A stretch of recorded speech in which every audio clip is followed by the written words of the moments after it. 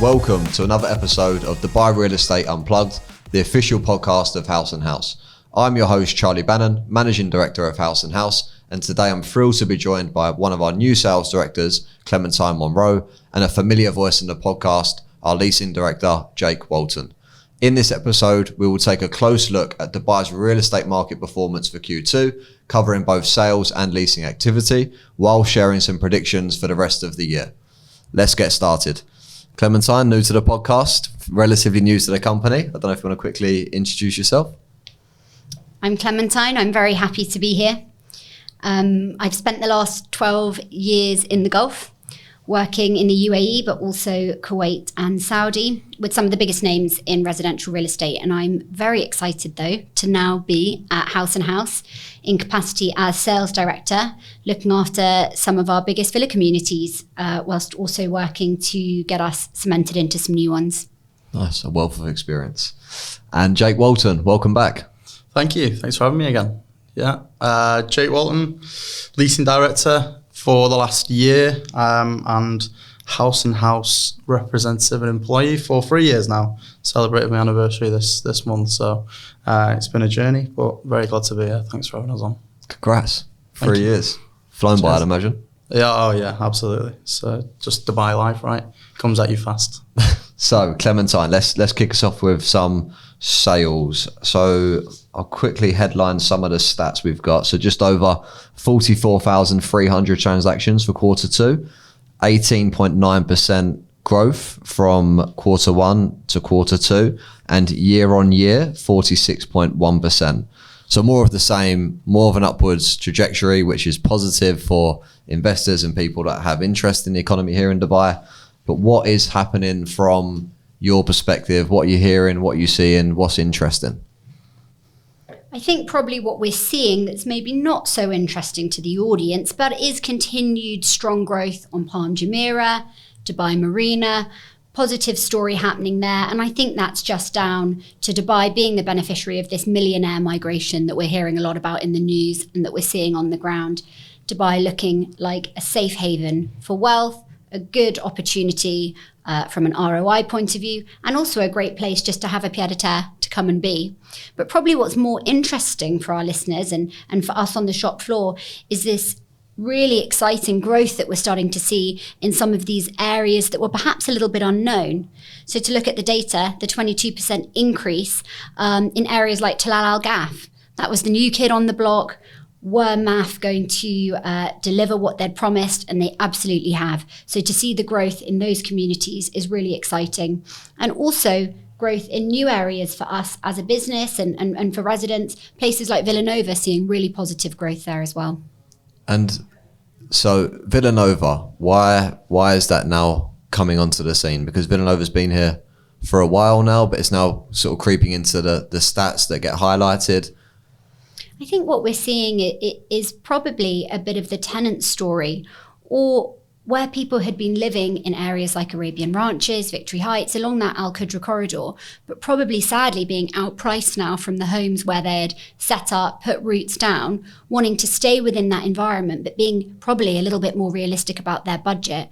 And areas like Villanova representing excellent value, slightly bigger space, but also somewhere that's a little bit more affordable to be while still staying close to the communities that they've been in. So tenants becoming buyers. Jake, Yeah. has that upset the apple cart in the leasing world? Have transactions dropped through the floor for you? Yeah, I'd say, well, no, definitely not. In all honesty, the transactions are higher than ever, especially from a company's perspective.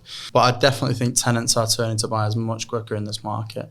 Maybe that's because the rents are now a point where they feel that it's worthwhile to put that into a deposit and start chipping away at a mortgage, and also the fact that they're committed to Dubai for much longer than maybe they were in previous years. So when I first started 3 years ago, the people that I met had lived in Dubai for 10 years and were filled with regret that they never bought, but they didn't see a future in Dubai for much longer than a year, 2 years, or whatever work placement contract they were on at that time. Whereas now I think people like ourselves, we're all committed to a future here much sooner. So we might catch them for a year or two as they move and settle and decide where they want to live. But probably less so moving forward. We'll have clients that are renting for 10 years in Dubai and not actually putting the roots down. Okay. And so what have you seen from the leasing activity in quarter two? So yeah, very much the same in terms of transactions for leasing. Similar to quarter 1 24, similar to quarter 2 23. So year on year, not huge changes. I will say, and I said to the team, they won't deal with any more adversity than they had in April. For those that live in Dubai will know, obviously, April can be a little bit slow due to Ramadan and Eid, where it falls at the moment. And then after we came back from Eid, we had the heavy rain and the floods, which pretty much took us out of the market. You know, even if you wanted to go and do business, you couldn't do viewings, you couldn't get around, you couldn't get out of your house, or, you know, maybe you had to get out of your house because it was full of water. So it was a very difficult time to do business. But despite that, we had an incredibly buoyant quarter two across the market and definitely within House and House. May and June were phenomenal. May tends to always be a record breaker for us, whether that is because people that were initially maybe in the market in April and put it on the back burner while they celebrated the holidays, or as I say, the floods, maybe they put it back, so they definitely came to the market in May. Okay, and any particular communities that stood out throughout quarter two? I think we are seeing a movement out of Dubai, as we touched on earlier. Fortunately, because of these price increases now, people have actually been priced out of the market technically for a few years now, but landlords have been unable to increase the rents as per the RERA calculator until earlier this year. So that was updated in March 2024. So that means now landlords can actually get a much fairer rental price and actually legally increase the rent on their tenants. Tenants are now being provided with a decision: do we want to bite the bullet, pay more rent and stay where we are? Considering we can't find like for like, you can't just leave and then go move in next door for the same as what you were renting. It's going to be considerably more to rent at the new market price as to what you're in. Or if you don't want to pay that increase, unfortunately, you'll have to settle for moving further away from Dubai, which means communities like Mira Oasis, Town Square, Damac Hills 2, places in Mirdif, or larger units in communities like JBC, are getting a lot of action. So the new regulation has essentially created some buyers, because tenants now have to spend more money to either rent in the same community or move further afield and probably pay close to what they was paying, which I've personally heard from people in the team asking for previous lists of archived tenants to contact, because they've noticed that a few of their old tenants, it was Sarah McAllister, who used to work in Jumeirah Golf Estates Leasing, now sales. She actually asked for a way to be able to contact her previous tenants in a list so that she could speak to them, because she keeps noticing that they're either out on viewings with sales agents in the community or they've already bought. So I think that new regulation from Dubai Land Department has actually created some buyers, but also moved tenants out into these other areas like Damac Hills 2, Villanova, Town Square. 100%. It's definitely happened. And it actually makes it's a much fairer system, right? Ultimately, the prices have gone up by a considerable amount in the last couple of years. So those tenants that were in those properties were, as where the market is now, paying a much lower price. So the landlords felt aggrieved that they weren't able to increase it. Unfortunately, we did see landlords maybe serving notices, potentially unlawfully in the market, people getting evicted, which is not nice to see. So hopefully it also settles that. So now we're seeing a much more fair market on both sides. Do you guys hear, because I've heard this a couple of times, I've missed a boat, why should I buy now? Because the prices have gone up so much and I've just missed it. I think definitely we hear that. And I think what is interesting, and now that we are getting more data driven probably as a city and more global publications are focusing their attention on Dubai, we're getting really good data to showcase that you think you've missed it, but next year you're going to feel the same, and next year you're going to feel the same. And the reality is debt is still relatively cheap here. It makes sense to buy, not only from an end use point of view, but you're making a good choice as an investment as well. Yeah. Although I think one of the things that is interesting, I was speaking to a seller in the Lakes just this morning actually, and he was saying, who are all these people buying? And I think what is really interesting is how much more liquid the market's become at the top end. It's largely a cash environment at the top end now. And if you look at some of that Palm data, over 104 billion is the growth, and 2.694 of that is just in the last quarter is on the Palm. And I think we're seeing a huge amount of this millionaire migration. And on a per square foot basis, on a global perspective, Dubai is still relatively cheap. Yeah. And I know it feels odd to say that, but it is relatively affordable compared to London, Tokyo, New York, other key cities. And Dubai has invested so much in the amenities in these communities now as well, that not only are you kind of buying a very safe place to live, a very financially rewarding place to live in terms of the investment, but also the lifestyle that's on offer is just tremendous now. I think that's why we're probably seeing a lot of news articles out at the moment comparing London market versus Dubai market above that 10 million dirham mark. A lot of that market share is less of those properties above 10 million dirhams being purchased in London, and more of them are being purchased in Dubai. So I think that shows a shift of how that segment can continue to move positively because more people are turning their attention to it. I think people are coming to terms with the prices now as well, in all honesty. There's always been, in my 3 years here, there's always been an excuse as to why the prices are so high. So when I first came, it was Expo. So everyone was saying, oh, once Expo goes, prices will come down then after that. And you had like that post-pandemic recovery. Obviously, there's geopolitical issues that go on in the world, and we have at any one time maybe an influx of certain nationalities moving to the Emirate, which people have attributed to the high prices. At the moment, I think people are running out of reasons to blame the market. I think it's just a great place to live. People want to live here. Quality of life is amazing. And it's drawing the right people. And I'd say like the people that it's bringing high net worth people, which are generally family people over. They've got kids, they have partners. So again, that might actually be the reason why some of the one beds and the smaller apartments are stagnating on the market a little bit. We do need more stock that will fit families, because that's where the demand will be. Not everyone moving to Dubai is a young single bachelor, so. Is it a sign of things to come though? Because obviously there's, over the next 5-6 years, there's going to be a lot more properties handing over, especially, it sounds like from what you're saying, the 2-3 beds are going to be okay, and that's going to meet some of the supply versus demand. But what about these studios and ones? So you have to be careful where you purchase those, or is it still an open game? That's it. Look, I mean, who knows really? That you probably want to listen to the Paul and Stephen's podcast in regards to where to put your money, and they can advise more on that. And it's not something that might carry on forever. These apartments will get rented. There's still a lot of people moving to Dubai. There is still demand out there. They will go. But I just think speed of transaction. If you have something that not everyone else has, you're going to rent it quicker or sell it quicker. One thing I will say though is I think the planning environment in Dubai is able to be a lot more reactive. There seems to be way less planning constraints. And so if what Jake's saying, the market does move in a certain direction, I think developers have the freedom and flexibility to be able to build to what the demand is. Yeah. And if you do look at a city like London, which is just surrounded in red tape, they're not building nearly enough homes, and they're so restricted in what they can deliver, per borough. I think it is really refreshing that Dubai seems to be able to be flexible to the demand. And I suppose one of the biggest pushes into, the property market just continuing to rise for a very long time now, what we're talking 4 years of forward movement. Why are people coming here?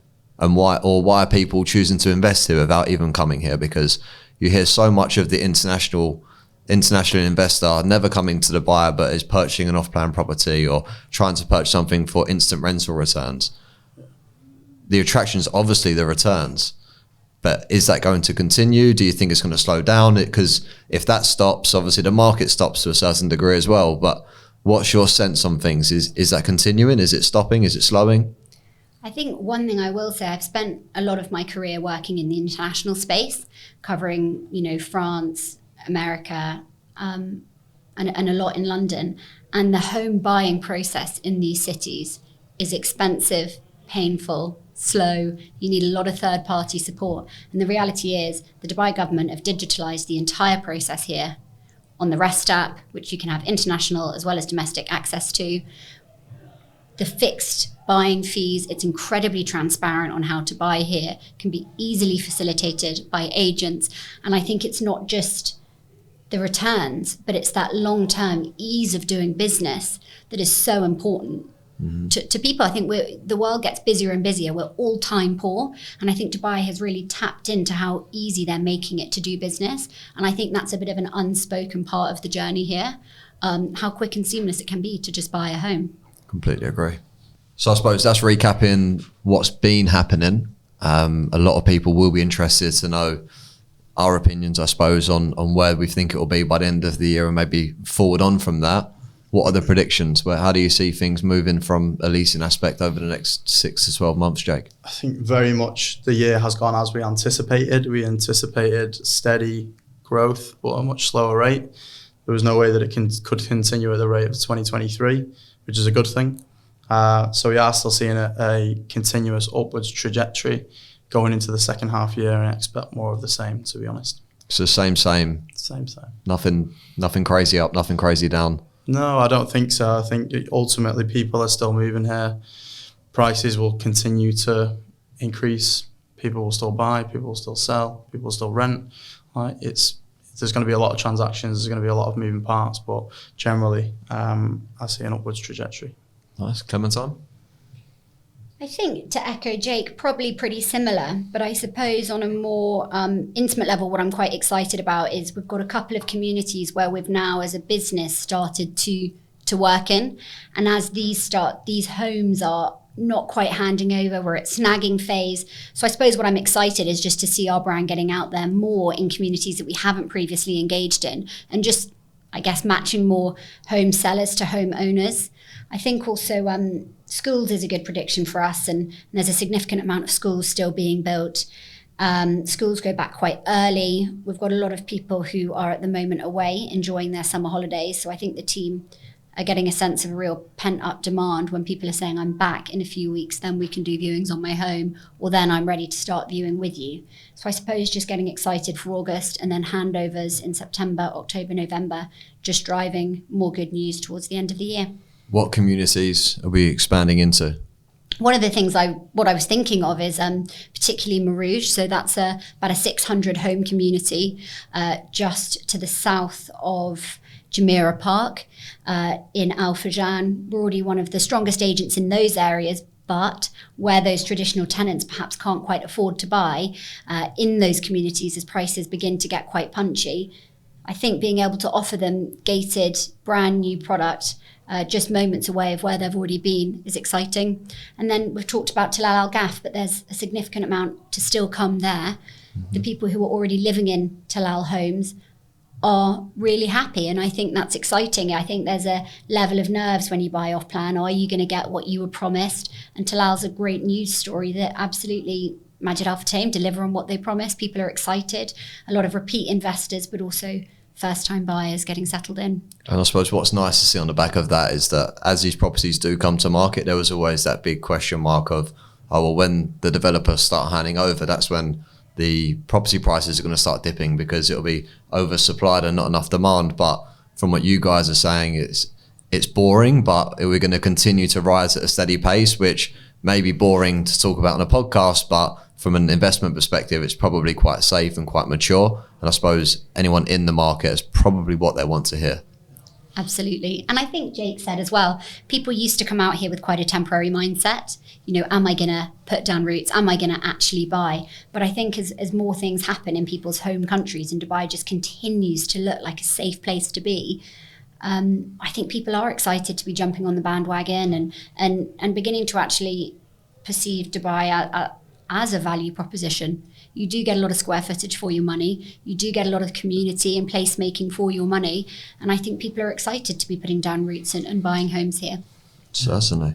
I think touching on that as well, and touching on what you said before in regards to the speed of transaction, ease of transaction in Dubai, it makes what is generally an illiquid asset quite liquid. So yes, it's easy to buy here, but if you do want to leave, it's also pretty easy to sell and get your money back, maybe make a profit and go back home or emigrate elsewhere. So there's a lot of flexibility even if you do buy here in regards to getting out, rather than a slower market where it might take a bit longer to sell.